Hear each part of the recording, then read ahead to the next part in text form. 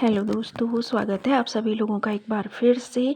तो आज हम सीखेंगे आलू के छिलके, प्याज के छिलकों की खाद बनाना, जो कि बहुत ही आसान होता है। हम सभी के घरों में आलू और प्याज का प्रयोग होता है और ये जो आलू और प्याज के छिलके हैं, ये 2 से 3 टाइम हर घर में बन ही जाते हैं। तो हम इन्हें या तो यूँ ही फेंक देते हैं और या फिर सोचते हैं कि इनसे कुछ बना पाना बहुत ही टाइम टेकिंग होगा, लेकिन ऐसा बिल्कुल भी नहीं है।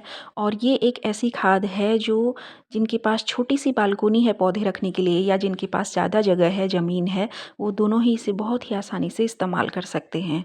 और इसे बनाने के लिए बहुत लंबे लंबे प्रोसीजर की ज़रूरत भी नहीं पड़ती, बहुत जल्दी बन जाती है। और इसकी खाद हम बहुत ही आसानी से 4 तरीक़ों से बना सकते हैं।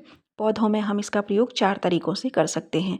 तो पहला तरीका है, आप इन छिलकों को जब भी किसी नए गमले या पौधे की मिट्टी तैयार कर रहे हों, तो गमले में एक लेयर मिट्टी की लगाकर सीधे इन्हें डाल सकते हैं और उसके बाद ऊपर मिट्टी भरकर और गोबर की खाद डाल के किसी भी पौधे के लिए, आप चाहे उसे गमले में लगाएं या ज़मीन में लगाएं, आप बहुत अच्छी मिट्टी तैयार कर सकते हैं। और ये 1 हफ्ते के अंदर ही डिकम्पोज हो जाते हैं और मिट्टी को न्यूट्रिएंट्स देने लगते हैं। और दूसरा तरीका है, आप इन्हें किसी कंटेनर में पानी के साथ पूरी तरह से इसे भर के रख सकते हैं और इस कंटेनर को आपने 2 दिन छाया में रखना है और फिर उसे छानकर उस पानी को 1 बाल्टी पानी में मिलाकर आप पौधों में उस पानी को दे सकते हैं। तो इस तरीके से लिक्विड खाद तैयार हो जाएगी। और तीसरा तरीका है, आप इसे किसी भी कंटेनर में पहली लेयर मिट्टी की लगाएं, दूसरी लेयर इसकी लगाएं, फिर मिट्टी की लेयर लगाएं और दूसरे दिन आपके जो प्याज के छिलके, आलू के छिलके बने हुए हैं, फिर उसे डालें, फिर मिट्टी की लेयर डालें। तो इस तरीके से आपके पास किसी भी छोटे या बड़े गमले में 15 से 20 दिन में ये तैयार हो जाता है और फिर इसके ऊपर आप कोई भी नया पौधा लगा सकते हैं।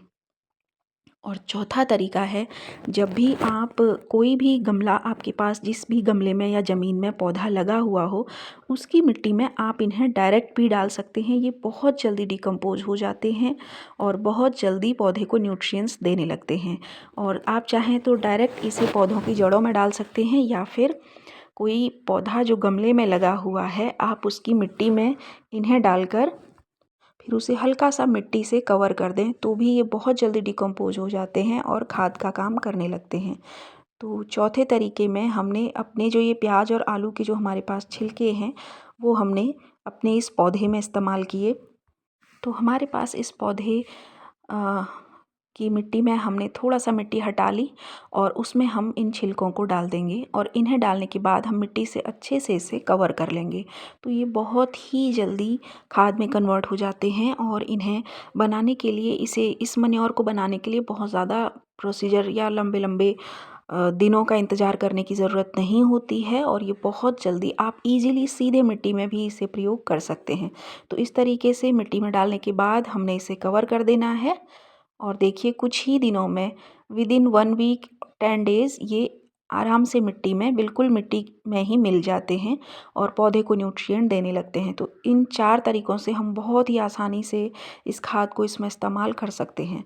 और खाद डालने के बाद, क्योंकि ये सॉलिड है, तो इसमें थोड़ा सा पानी हमें डालना होता है।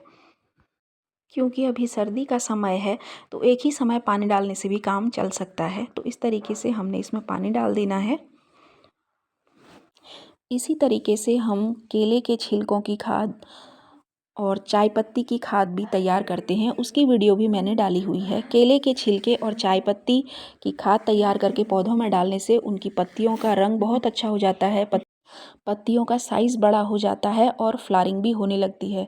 स्पेशली अपराजिता और गुड़हल में आप बहुत ही आसानी से चाय पत्ती का जब इस्तेमाल करते हैं या केले के छिलकों का इस्तेमाल करते हैं, तो उसमें फ्लावरिंग बहुत अच्छी होने लगती है।